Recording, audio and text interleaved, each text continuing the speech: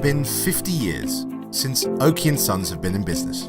Join us on a journey through the decades as we learn from Ray and Steve about the humble beginnings of Oakey & Sons. You'll get to learn about the stories that took place behind the scenes and the challenges and wins that Ray and Steve went through over the decades. We're going to join Ray and Steve now and find out more about their new apprentice.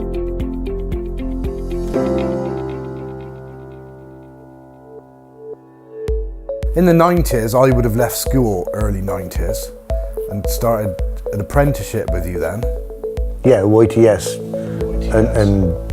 And then you were doing college one day a week, wasn't it? One day a week at college and then working with you 4 days a week. How was that? Well, you was there, but no, it was going all right because you'd already been helping me previously anyway, so you had a good idea of what I was doing. And I always sort of hoped that you would take an interest in what I'd built up. I remember us having the conversation before I decided to be an electrician, and it was always a choice between mechanics or electrician. And I remember you said to me one day, if you become a mechanic, you'll always have dirty hands. So that's what kind of made me decide to be an electrician. Oh, did I? So, yeah, I suppose that's, to a degree, that's true, but we still get dirty hands in this business, Still don't get we? dirty hands now, yeah. But, yeah, it's a bit different, totally different jobs really, wasn't it? Yeah, well, I suppose like the appliance repairs that we were doing, there's kind of a bit of mechanical work involved with that. So using your spanners and what have you. And by working with me, you didn't have to travel to work, did you? Well, no, fall out of bed and I was at work. Yeah. But I think I had an advantage over the other people on the course with me because I had 30 odd years of experience from you that you were teaching me, as well as what they were teaching me at the college. That's right. You'd already been learning, hadn't you, really? So they were starting from scratch, probably. Yeah. But mind you, you didn't always go that easy. I had to chase the bus very often to get you on it. But no, it worked out all right though, didn't it?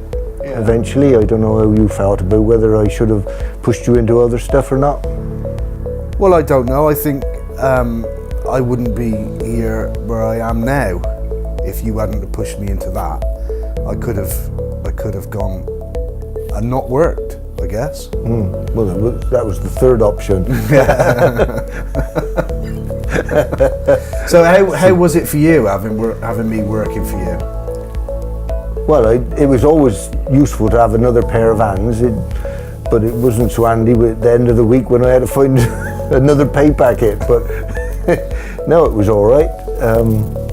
I think it went quite well, really. So I know I left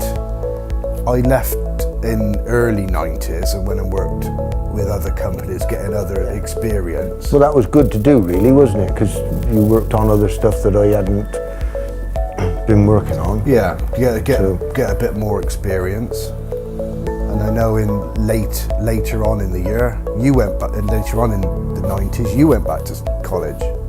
That's right, yeah, but that was after you'd left me then, so I was kind of feeling that I would have to wind the business down then, and I was just looking to